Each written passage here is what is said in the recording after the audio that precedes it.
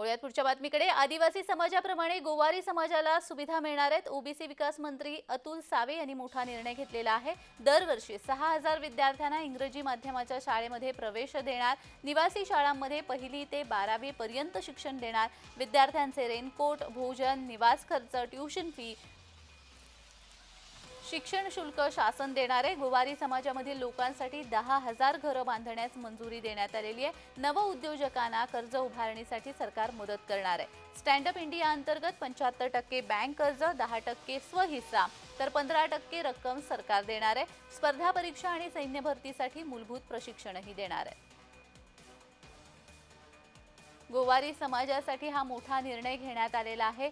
निवासी शाळांमध्ये 1ली ते 12वी पर्यंत शिक्षण दिलं जाणार आहे। गोवारी समाजासाठी हा मोठा निर्णय मानला जातोय। आदिवासी समाजाप्रमाणेच गोवारी समाजाला देखील आता यापुढे सुविधा मिळणार आहेत। ओबीसी विकास मंत्री अतुल सावे यांनी हा मोठा निर्णय घेतला।